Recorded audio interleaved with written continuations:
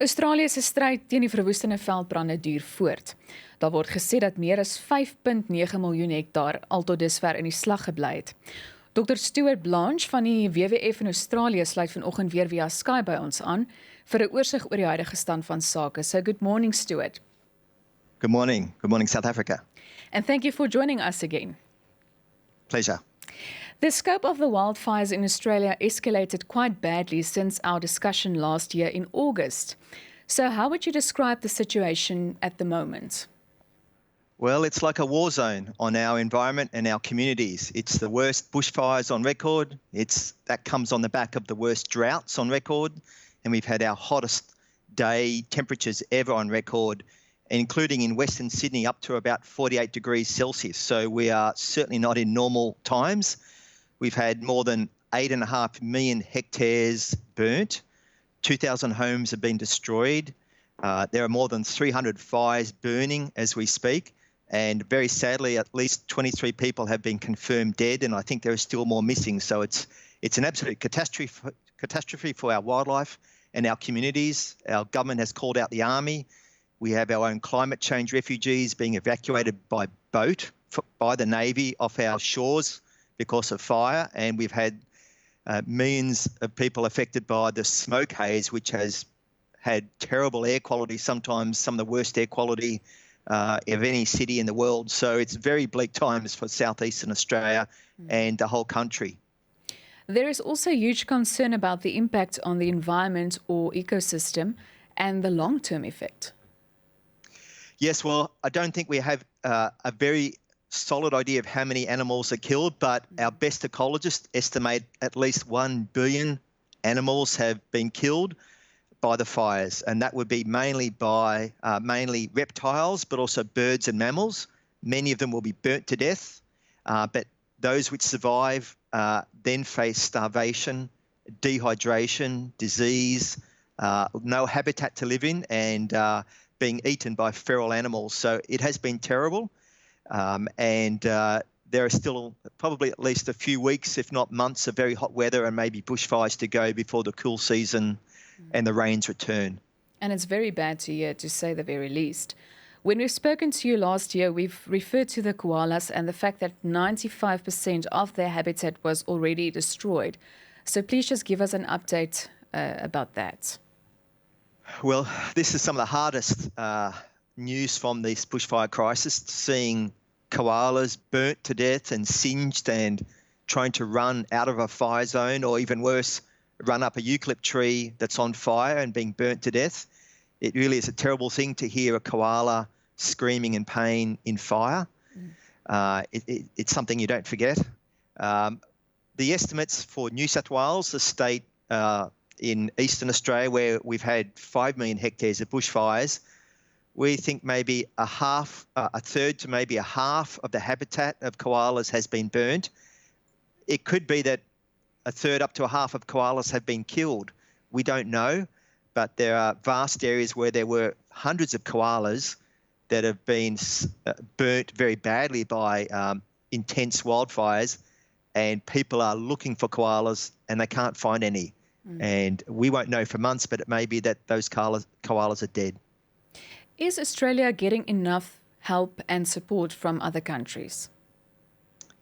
I know there's certainly many people around the world donating to WWF, including by WWF organisations around the world, and I think in WWF South Africa as well. So thank you to South Africans for your support. I don't know if the Australian government is asking for other countries to help, but we do know that there are firefighters from the United States and Canada and maybe New Zealand here helping us as well. I'm not sure what other help we need. To be honest, the greatest help in the medium to long term is encouraging the Australian government to get on top of the climate crisis. And that is a broad global agenda, which really needs to come to a solid landing in Glasgow at the end of this year for the Conference of the Parties about achieving the Paris targets, because the fires we've got now cannot ever be brought under control unless we have climate change under control globally. I'm glad that you're referring to that, because I've watched an interview with Tim Flannery, which is Australia's most prominent climate scientist. And he said that Yes. he's quite certain that it's because of climate change, and that there's been a couple of warnings, to the government. So my question is, I mean, we get kind of emotional about this, and we get upset as well, because how many animals, have to die before we kind of realize how big this problem is? Well, I don't know. I would hope that 1 billion animals being killed and more than 8 million hectares being burnt and, 2,000 homes destroyed is enough for our Australian government and the state governments and the coal industry and landowners to agree that climate change is now making Australia's normally difficult weather even worse. This is not normal. And if this doesn't convince particularly our Prime Minister and the federal government to change their climate policies and have more ambition to play our part, to become a leader on climate change, not a laggard, I really don't know what will be enough. Now, koalas are seen as a global icon of climate change alongside polar bears. Exactly. And people now look to Australia as having perhaps the worst fire record in living memory. And it's embarrassing as an Australian passionate about wildlife to see us more content to continue mining and exporting coal than to be looking after koalas and the bush. Yeah, it does seem as if the Australian government is quite ignorant at this stage. How are the firefighters doing at the moment? Well, they are the heroes. The volunteer, particularly firefighters, have been at the fire front for weeks or months, and often when their own homes have been burnt down, still going. It, to me, is incredible. Alongside our wildlife carers who are going out into the fire grounds, rescuing animals, including koalas, to me, they are our modern-day heroes. So to me, it's incredible. I don't think it can continue without more money to pay firefighters and wildlife carers to do such a great job. We can't just rely on volunteers. It's not tenable. So, Stuart, what can we, and I think people worldwide, do to help or contribute in a way? Yeah. Well, we still need lots of money because it's going to take years, maybe decades, to recover from these fires. So if people want to donate, you can either donate to WWF or other groups in Australia. There's good advice on our website, wwf.org.au. I think really if the South African government and the community and the very significant business community in South Africa says, hey, we love wildlife, our African wildlife, and we want you to look after your Australian wildlife and the landscapes and your people, and to tell the Australian government and Australian banks and Australian coal industry and leaders in Australia, you need to carry your fair share of the load on climate change, and we're going to support you globally to become a world leader on transitioning from coal to renewables. I think that would be fantastic because it seems that even now, our Australian government is now talking about chopping more trees down and continue on with coal rather than actually addressing the root cause of the problem, which is the climate emergency. So we would love that help. So you can call the Australian Embassy in South Africa, you can write an email, you can ask your government to talk to our government. And sometimes that's the best thing. I remember when the Australian Prime Minister, Bob Hawke, ran a campaign on his own to help end apartheid in South Africa. And it made me very proud as an Australian that our leader helped free South Africa from apartheid. And, we need your help now. So anything you can do to help us in our emergency, we would greatly appreciate. I absolutely agree.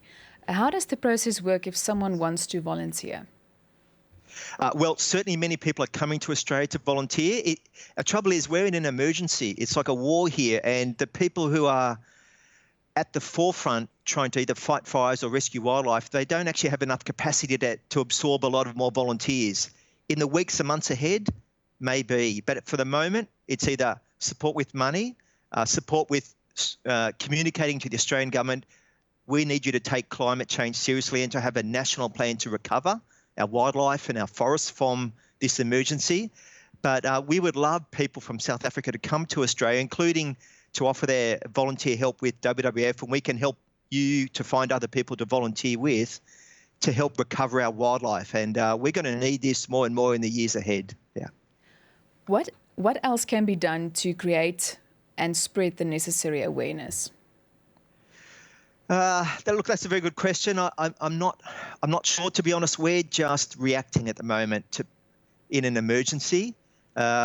Maybe if there are people in South Africa who've got experience in developing a national plan to recover from major wildfire events, particularly nature and wildlife, maybe you can offer your advice to WWF, to Australian governments, to other environment groups. We need that because we are definitely in uncharted waters and we are making this up as we go.